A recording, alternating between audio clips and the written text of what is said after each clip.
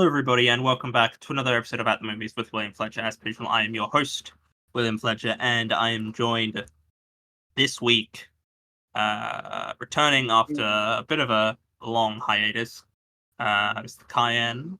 Yes, I am back. I pronounced your name a bit weirdly then, but it is Cayenne back after the Lion King episode. It was. Yeah, it was. Yeah. We're here to talk about this week, North by Northwest.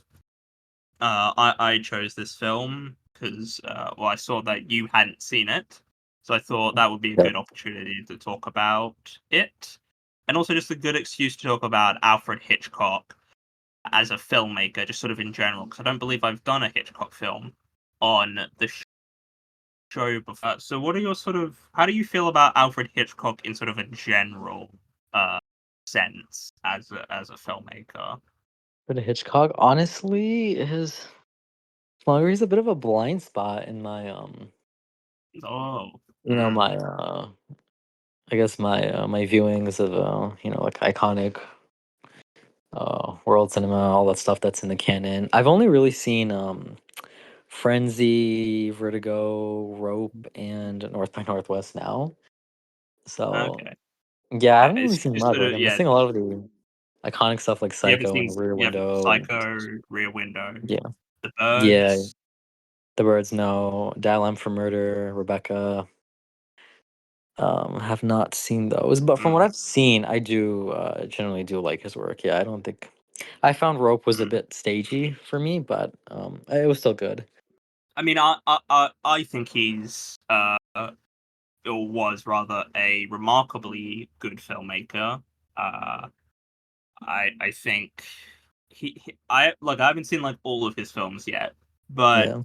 for the most part, they're pretty good. There's a couple that I'm less into. I don't massively love The Birds. I think The Birds is very meh. And I also am not a fan of Vertigo, which I know that's gonna Oh, really you're upset not? some people. Um, Yes, I think I what remember seeing you pan Vertigo. Oh, you didn't pan it, but you just you didn't it's like it. fine, Yeah. but on my if like looking at my Hitchcock ranking, it's like not it's nowhere it's not even top five Hitchcock that I've seen. And I'm not seeing like a massive amount of the guy's work, but it just didn't it didn't work for me. But Rear Yeah. Window I think is no, I've done Rear Window on the podcast actually. Yeah, I've done Rear Window on the podcast, which I think is a masterpiece of a film, one of the most Mm. just perfect films ever made. And I don't say that a lot. I don't say I don't. I feel like I am very harsh about films, and I'm like, I mean, I'm not. I'm just less. I think some people are more generous with their feelings on films than I am. But yeah, Rear Window, amazing film. Psycho is a bit overrated, but I do like it. Rope, I think, is a very, very solid film. Strangers on a Train is sort of one of his less talked about films, but I think it should be talked about more. Frenzy, I watched quite recently. Actually, thought Frenzy was really good. Very Yeah. like fucking dark as well, which I wasn't expecting. Like it's actually quite a yeah, there's quite a horrific scene in the film that I don't want to I think I know what spoil. you're talking about. But yeah, there's a scene with someone and he does a thing to a woman, and Mm-hmm. it's very Yeah. unpleasant, but it sort of it didn't feel when I'm watching it, it sort of didn't feel like it was exploitative or like because those kind of scenes can feel very like, man, you really shouldn't. You need to try and justify why you were doing this in your film. But yeah, I mean, I like Alfred Hitchcock's work on the whole. It's a shame he was a bit of a twat. He wasn't a particularly nice person. He was quite horrible to his actors. Oh, he As was? like, oh, are you not aware of this? Do you not know Honestly, this? no, I don't really know much about his personal life or Oh yeah, whatever. he was. Yeah, no, he was. He treated a lot of his actors quite badly.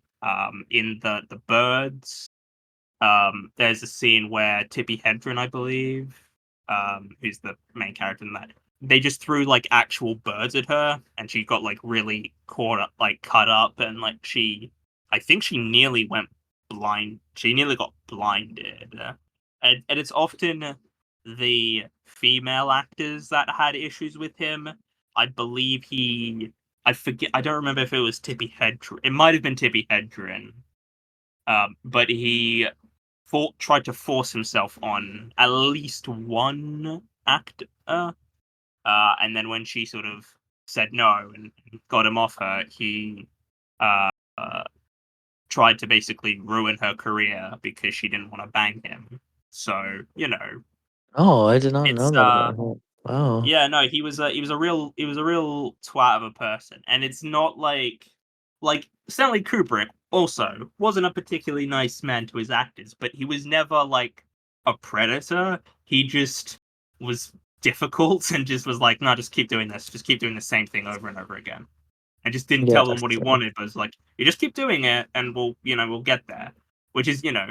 But I also think Stanley Kubrick I probably shouldn't say this, but he definitely was on some kind of spectrum. Like I think Stanley Kubrick was not a normal person. Like he definitely had his brain was just wired differently, and we got some great films out of it, but he was not normal. Whereas I think Hitchcock just enjoyed being a dick to people and right. being able to get away with it because he was the director. Yeah, we're talking about North by Northwest, one of his most iconic films, I would say. I'd say it's not his most iconic, but it's amongst his most iconic, just for how often it gets parodied and referenced, and just some of the shots. Like it's a very iconic film, I would say. Hmm. Yeah. So I mean, since you watched this like fairly recently, and it's your first time watching it, like, did you know what did you know about the film before you watched it? Not much. I of course knew the what do they call it? Dust cropper, that scene. Oh, of Uh, course, the iconic scene in the film. Yeah. and like the Mount Rushmore shots. S- I Mm. was I knew those, and I of course knew it was kind of the predecessor to, it was one of the first of its kind, right? In terms of that kind of like spectacle movie, or like, Yeah. excitement in cinema. Arguably a thriller. I mean, I wouldn't call it that because I don't think that's a genre that actually exists. I guess if just my problem with the term thriller is it just doesn't make sense as like a genre because it doesn't mean anything. But I guess a lot of Hitchcock's films would fall under thriller.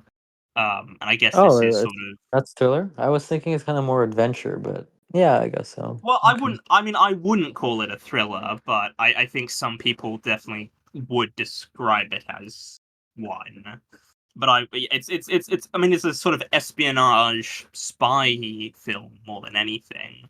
This guy, he sort of gets confused, like he basically gets confused for someone else. They think he's a spy, basically. And I think that as a premise, I think that's a really good premise to you see, because you see that sort of a lot. You get it a lot in comedies. I've found where a character gets confused. Like the first one that's coming to my mind, and it's not like a famous example, but the film Bad Boys with Will Smith and Martin Lawrence. A lot of Yeah. that film is like Will Smith has to pretend to be Martin Lawrence, and Martin Lawrence has to be Will Smith. It's Protect thinks Martin Lawrence is Will Smith, and so they have to pretend to be. Is I think is it's a good place for comedic moments, but it also I think Oh, is a good. like Big Lebowski. I you're gonna have to remind me what happens in that film because I don't remember Big Lebowski at all. Oh, you Yeah, you're don't? gonna have to remind me. I've seen Big Lebowski. I just don't. It was like 5 years ago now. But I think the dude, what's his name, Jeffrey, he gets mistaken for so like a rich guy of the same, like they have the same name, right? And that's kind of where uh the whole thing ensues. I saw it so long ago, I don't even remember myself, but I think it's in that vein. yeah, so we've got so it's Cary Grant as the main guy, Mhm. Yeah. uh, who was I think he was a bit of a staple of. I mean, Hitchcock. He did Hitchcock did this thing where he just like sort of over and over again, which I think is pretty reasonable. I think it's fair for a filmmaker to be like, oh, I like this actor. I'd like to more all the time now. Scorsese works with like De Niro and DiCaprio and Pesci. Like he just works with them all the time.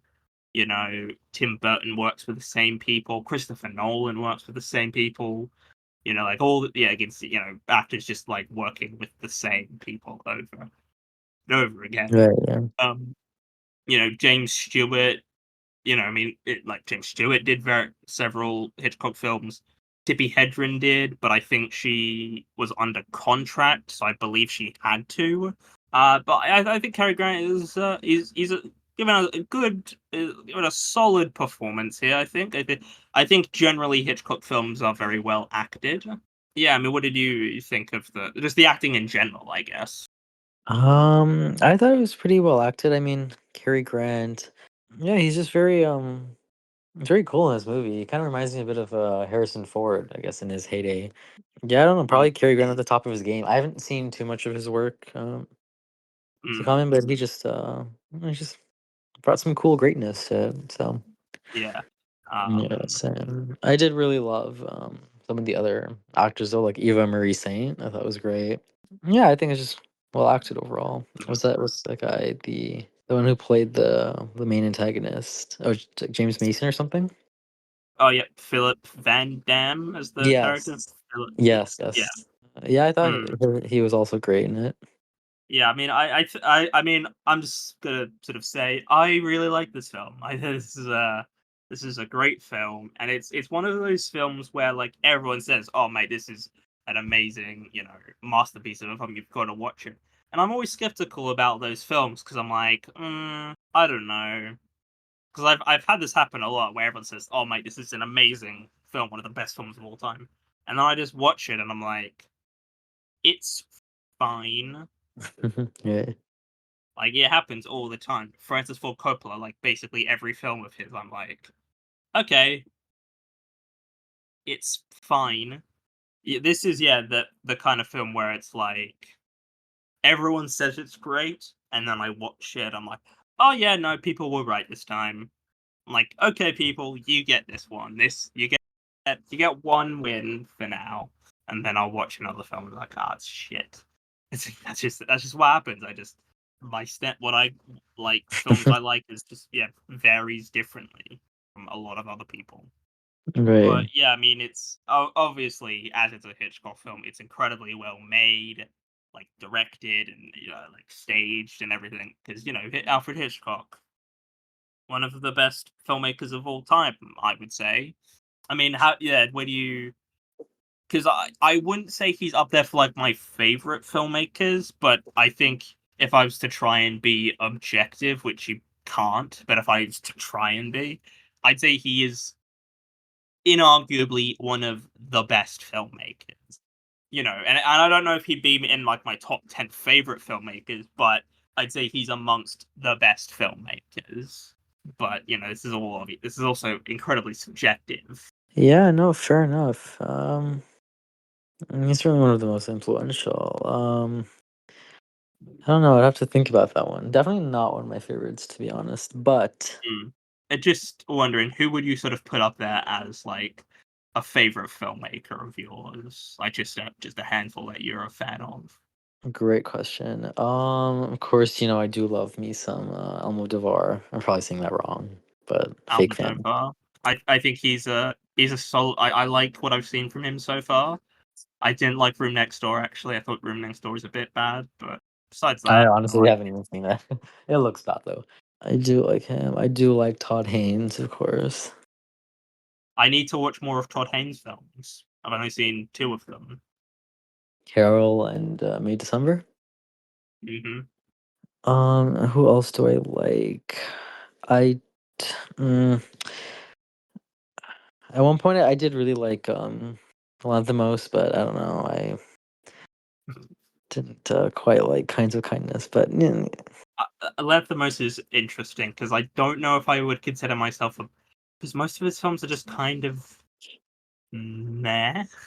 Like I think Poor Things is really good. I like Sacred Deer, and then everything else yeah, are just kind of like it's okay. yeah, no, that's fair. I really like The Favorite. Do I like? Of course, I do like Guadagnino generally. Fair But where enough. do you sort of sit on like sort of the big classics of the like Spielberg and Kubrick and Scorsese and Coppola and like those sorts of I mean Hitchcock I guess would sort of go in a similar Kurosawa as well, like those kinds of Yeah. big names. What do I think of them? Or Yeah, what do you think? Like, where do they sit? Like, would you consider yourself to be like a big fan of any of them? Would you consider them to be amongst your favorite filmmakers? um, the only one would honestly maybe be Spielberg. Okay. Like Ooh. I like, and I think the rest, of course, are great filmmakers. I don't Hmm. know, but like Scorsese, I don't really love a lot of his. I think a lot of his work is actually just very fine stuff that That's I care for. Like I a like hot take. after I like a couple of his movies that I think are like some of my all time favorites. Like I love After Hours. I love The Age of Innocence. Um, besides Hmm. that though, like I'm not like particularly, like So, like, passionate about Taxi like Taxi Driver, Driver. I don't care about it. Goodfellas. Um, it's been so long since I've seen Goodfellas, but I feel like yeah, no, it's good. Like I like it. I love The Irishman as well. Like he has like his filmography is great and all, but it's just like I feel like I would really like Alice Doesn't Live Here Anymore. I haven't seen it though. Back to North by Northwest, the film we're Oh here yeah. to talk about. Right, yeah. Um, yeah, I mean, the iconic scene is the crop duster, which is like again, which is just sort of one of the most parodied scenes in the history of cinema. Like every animated sitcom has done a parody of it. Like Simpsons did a parody of it. I know Family Guy does. I wouldn't be surprised if like South Park did at one point. Like it's one of the most it's up there with like the shower scene in Psycho. The Here's Johnny scene in The Shining. Like it's an iconic scene, and it's just one of those scenes where it's like just going in and watching it.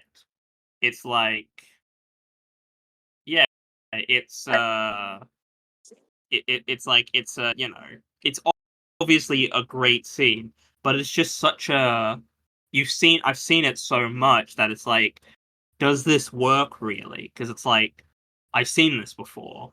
I've seen it a billion, which that is sort of a problem I found with some films and some scenes from films is they are just so often parodied that when you end up seeing the actual scene, like the original scene, it just doesn't work as well because it's like I've seen this before. I Right. know so it's just so yeah overplayed. But I do think it Mhm. is a great scene. Like I know it sounds like I'm complaining a bit, but I do think it is a legitimately great scene. It's probably it's probably the best scene of the film to be honest. Like it's yeah, Mm, it's yes, I just a agree. Because very the build up to it is very, very good. yeah. I mean Hitchcock was very good at tension, at building tension. He's the master of suspense. As Right. they called him, and for good reason. And how he understands how to build. I mean, one of my favorite stuff is like when Hitchcock explains how to build suspense. Is Mhm. like, I mean, I assume you've heard this before. I don't It's know. like, You'd have to remind me. Four people are sitting around a table talking about baseball, whatever you like. 5 minutes of it, very dull.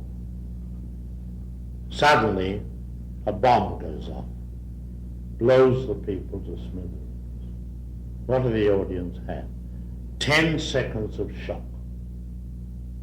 Now take the same scene and tell the audience there is a bomb under that table and will go off in 5 minutes. Well, the whole emotion of the audience is totally different because you've given them that information that in 5 minutes' time that bomb will go off. Now the conversation about baseball becomes very vital because they're saying to you, don't be ridiculous, stop talking about baseball, there's a bomb under there. You've got the audience working. Now the only difference is, although I've been guilty of, in the picture sabotage, of making this error, but I've never made it since, the bomb must never go off. Because if you do, you work that audience into a state, and then they'll get angry because you haven't provided them with any relief. And that's almost a must.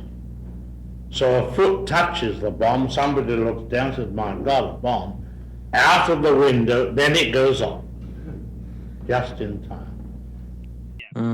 I see. Okay. Have you seen Inglourious Bastards? Yes. Like, the opening scene of that film is Christoph Waltz on the milk farm, looking for these Jewish people. And then, the camera pans down to beneath the floorboards and you see there's like a group of them under the floorboards, and that's, built suspension through that. And I mean, I think that's a great film. It's, one of my favorite films. Yeah, Hitchcock does a very, very good job of building suspense. And I mean, this scene is, because my thing with it was I sort of knew bits and pieces of the scene. I knew there was the bit where Cary Grant, he's like running and like the plane's coming in, like swooping down to try and like get him. And then there's the bit at the end where that like he's like walking away from like a tanker truck that's blown up or something. And I'm like, well, how does he get to there? And just watching it, it was like, oh, this is how this bit gets to there. Like it's just very good filmmaking of being like seeing, part of a scene out of context. And it's like, well, how do we get to that point? And then seeing how they do get to that point, and it's completely justified and works and makes sense. Hitchcock is very, very good at filmmaking. Yeah, And he is. but it's I also really like the auction scene in this movie. That was a highlight for me. I thought it was one of the funniest scenes that I've ever seen, actually. Sorry, can you just remind me which scene that was again? I think it's the one where they're at the auction, and then Cary Grant's character. I'm sorry, what's his name again? Roger Thornhill. Yeah, Thornhill. Yeah. It's he's trying to get thrown out by the police so that he doesn't that he can avoid the henchmen or whatever. So he's like disrupting the auction and like interjecting and like lowering the bids and stuff. I thought that was really funny. Yeah, I mean, Hitchcock had I think he tried to have a sense of humor with his films. Yeah. I don't remember which film it is, but there's a film, there's a Hitchcock film where there's a license plate and it says ANL or anal, which is I don't just think like, I've seen that one. it's such a stupid joke, but it's also the kind of thing that would make me, I don't, like, my sense of humor isn't like, I don't have like a highbrow sense of humor. I do just, I can just enjoy jokes that are just very stupid. Sort of sometimes I just enjoy jokes where it's just people just saying a word that sounds like a sex word, like anal or something. Like, that's just funny to me. I don't know why. I don't, but I just think it's funny. But yeah, we've also got in this, Eva Marie Saint, who's sort of the female protagonist, sort of the second second biggest character. The Hitchcock really bonds in his film, almost every film of his. There's He did. like the main female character is, you know, a blue-eyed, blonde-haired, you know, woman. He had his type. I feel like sort of in a lot of his films, sort of the main male character, sort of like a sort of 40-something-year-old, like starting to go grey slightly guy. Like that sort of Mm. seems like in Rear Window, the main guy's like that. In North by Northwest, the guy's like that, you know. Yeah, I don't know what to like make it like. I don't think there's a problem with it. It's just sort of like he has his type of what he wants to cast in, you know, the types of actors he likes casting in films. What are some other? I mean, there's also we're sort of jumping around. We're not really going through the film in order to sort of jump into it, but there's the sort of final scene at sort of the lodge they're staying at with Mount Rushmore. Yeah, I forgot the name there. There's like they're staying at this lodge at the end of the film, and there's all this, you know, shenanigans going on, and then they climb onto Mount Rushmore, which is Yes. just like, I don't know. If I was trying to escape from someone, I probably wouldn't climb a giant rock, like a giant mountain, and, you know, I probably wouldn't do that just because it seems quite precarious to do that. In theory, yes, but it's quite cinematic. So I find Mount Rushmore actually quite creepy. But Why? I mean, they are just giant. What aspect of it do you find I don't know. creepy? Just the idea of giant heads being very unnerving to me. How would you feel if they added Trump to Mount Rushmore? I think it would complete it. To be honest, I'm kidding. I think it would actually make it a lot more creepier. Hmm. So I'm just looking up who is on Mount Rushmore because I know Abraham Lincoln's on there. I just didn't remember who the fuck. So it's George Washington, Thomas Jefferson, Theodore Roosevelt, and Abraham Lincoln. Okay. I just want to know why they were chosen, because I think they were all presidents at one point. Yes. Yes. It was to represent the first 150 years of American history. Okay. Like Abraham Lincoln makes sense, you know, he was, you know, there to help abolish slavery, so, you know, fair enough. Let's recognize him. But there's also the others who, at least one of them owned slaves, so it's like, uh, at least I think one of them did. Maybe I'm speaking out of turn, but I feel like maybe George Washington had slaves. I know there He was like, did. hmm, He did, I believe. Yes. but also he was the first president, if I'm not mistaken. I don't know in my America. I think he was the first president, wasn't he? Or maybe he Right. didn't. I don't know. So it says here, he did free his enslaved workers, but not until after his death. His will stipulated that they would be freed Oh. at the death of his wife Martha, which occurred in 1801. Uh. So he didn't. He technically did. Okay, in some Technically, sense, sure. Yeah. but I mean, I don't know America. Look, I don't know my own country's history, so it's, you know, I'm not going to know America's, you know, I mean, history. I I mean, don't. how familiar are you with Canada's history? Barely familiar. It's just, you know what I find sort of interesting about a lot of sort of older films that I've seen is they kind of just end abruptly, like where the final scene sort Mm. of. So in this film, they're fighting on Mount Rushmore, and they're like they fought like, I think, is it Cary Grant? Like someone falls off the edge of the Yes, it was Cary Grant. It was Mount actually Rushmore. Is it it was like her is it first, like right? yeah, and like a couple people fall off, and then like is like the main bad guy? Does he fall off as well? Am I No, misremembering that? I believe what happens is Eva Marie Saint falls, and then he grabs Mm. onto her, and then he is holding onto the Hmm. ledge, but then the guy comes to like stomp his hand. And just Oh, before he that's does right. that, Yeah, he's that's right. shot. Yeah, Yeah, Mm. he shot. I think. Yeah. Yeah, and then the film just ends, kind of like the film just Yeah, sort of ends it's up. weird. He kind of pulls her up, and then it transitions into the train, like they're riding on a train. Yeah, which is Yeah. just so weird. Like I find that with again, it happens with a lot of older films where they just sort of like the ending. Like it's not like they don't have an ending. It's just like the ending happens, but there's nothing afterwards. It just sort of is like, all right, that's the ending. Like there's an ending, but then it's just like, and then it just cuts, and then it just fades to credits, and it's like, what? We're not gonna get like any bit of fallout from this. Like we're not gonna what?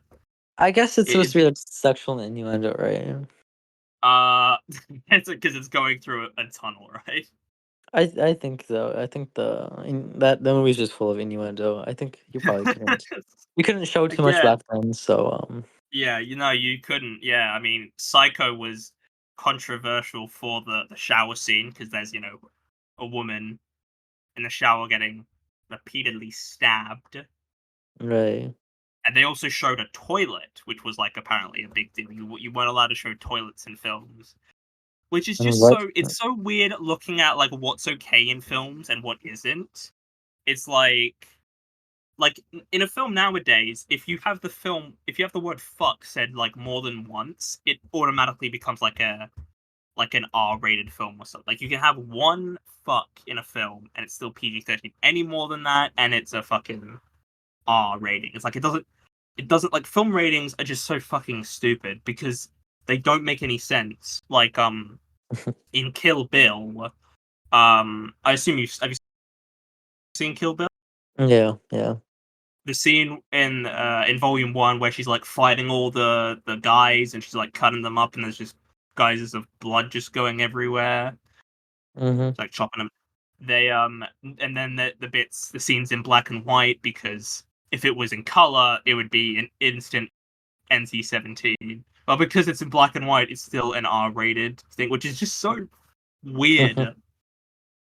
Like, isn't That's it a weird. rule that like if someone's smoking in a film, that automatically like gives it a higher rating or something? Like, I'm not imagining that. Like, that definitely sounds like that was a thing, or at least, like, I feel like it definitely. I'm not crazy for that, am I? Like, that is a thing, right? Yeah, I guess so. I'm not really sure, but the rating system is quite stupid. Yeah, I just so weird. It's so puritanical. It's like just look at what we see on the news every day. Like, how many times a week is there a story about a school shooting? That's like I guarantee there's a lot of kids in schools who have been in an active at a school have been in a shooting been in that situation, but oh heaven forfend a film says fuck a couple times. It's just this weird fucking like I don't know.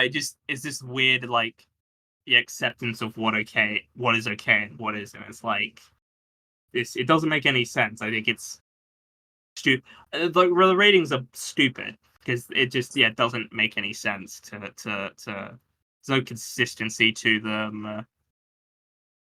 Like it just doesn't Yeah, make any sense. it's really Uh, not consistent. but yes, the film.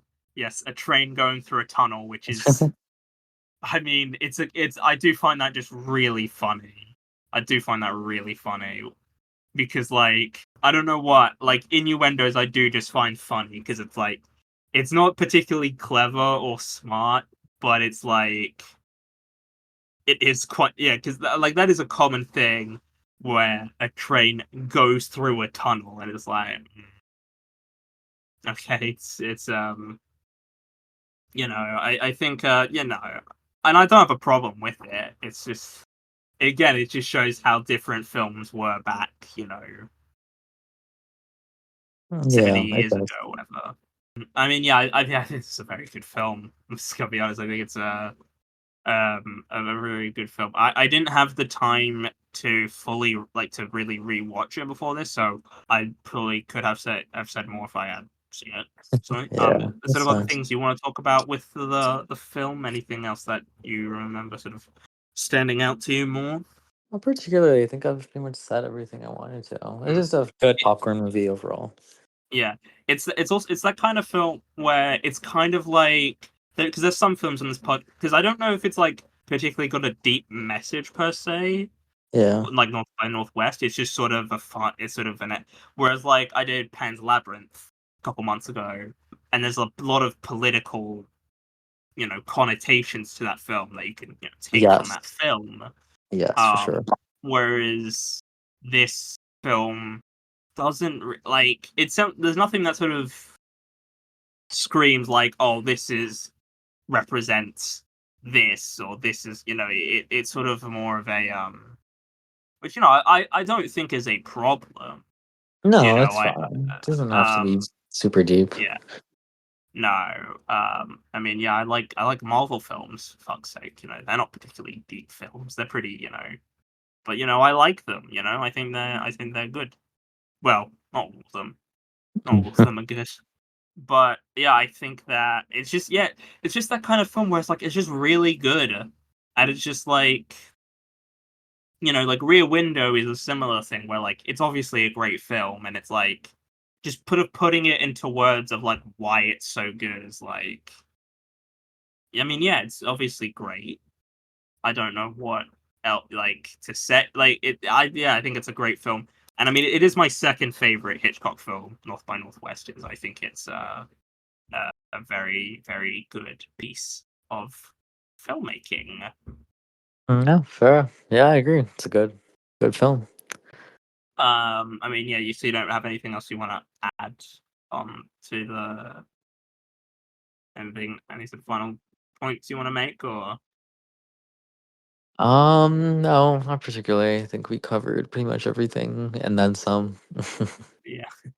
Do you want to put a rating on it? Yeah, I think I logged it as an 8. Pretty reasonable, yeah. Fair enough. Yeah. Where does it sort of compare to the other Hitchcock films you've seen? I definitely like it more than Rope. I think I like it more than Vertigo. And how does it compare to Frenzy? I really Hmm. liked Frenzy, honestly.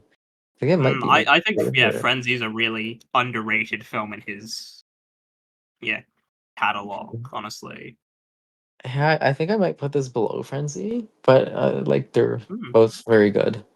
Well, I've got a ranking here on my Letterboxd. So I've seen 11 Alfred Hitchcock films by my this list here. Okay. So I'd put North by Northwest as my second favorite of his films. So pretty good, just behind Rear Window. It's his best Okay. film. I Um, have to see that. and yeah, I've seen 11, and I've seen most of the sort of iconography. I think. I mean, there's any other sort of major blind spots in terms of like what's his most well-known and regarded film. I'm I'm excited to see To Catch a Thief. I know that I think is that Sasha's favorite Hitchcock or I think it's one of I them. I, don't. I think Yeah, Sasha really likes Rebecca, Del M for Murder, and To Catch a Thief, from what I recall. Skyline for Murder is a solid one. Yeah, that's a good one. Yeah, I so I'm haven't seen excited to check those Rebecca, out. but I do intend to watch Rebecca. Well, I intend to watch all of his films, but Rebecca is a Best Picture winning film, so I'll be Right. watching all of them because you know I will. I'll watch all the Best Picture winners. I think I've seen most of the ones I'll probably like, though. To be honest, I don't know how many more I'll. Yeah. Anyway, thank you, Kyan, for joining me for this week's episode. It was good to have you on again. Yeah, of course. Thanks for having me. And I mean, the question is, would you like to come back again in the future? Yeah, of course I would. And we need to because we've tried to organize a time to record with you and Skylar. We've tried to find like several opportunities to do that, and it hasn't worked out yet. No, we need to do something soon, Skylar. And yeah, and Skylar thinks you're great, and you think Skylar's great, and I think you're both great, and I think you guys both think I'm great. We do. So there will be Skylar will be back. Kyan will also be back. It is hard to plan things though because you live in a completely different country to me, which is like Look at it, yeah. You live in it's like it's currently 2 p.m. in the afternoon. Like it is, the middle of the day basically for me, and it Right. is It is, the middle of the night for you. yes. But yeah, thank you for joining me for this week's episode, Kyan. Is there anything you want to plug just before I wrap up? Not particularly. I mean, my letterboxd is REQUITAL Requital. That's how you pronounce that. Okay, I think I, so. I think so. I think in my mind I've been pronouncing it wrong for a while. Secretly, I probably am too. But yeah, thank you for joining. Go listen to the other episode Kyan did where we looked at the Lion King. Which I just want to know. Yeah. Have you seen Mufasa the Lion King? I just want to know. I did, yeah. And just quickly, because I thought it was terrible. Yeah. What did you make of it? Oh, I thought it was horrible. I didn't like the storytelling device. The switching back and forth was very jarring, and also I just didn't find it funny. I thought that the bit I hated the most in that film is there's a scene where it's Mufasa and he's like trying to climb up a thing, and then Scar does that thing where he like sticks his claws in, and I'm like, you fucking asshole. Mm, Yeah, it was dog shit. I thought it was an appalling film. it's very Really, bad. really unforgivably bad. Yeah. But yeah, go listen to the Lion King episode where we talked about the good film, the original, and then we talked about the sequels, and then we talked about the live action remake. But yeah, thank you all for listening. I hope you've enjoyed, and I'll see you all in the next one. Goodbye.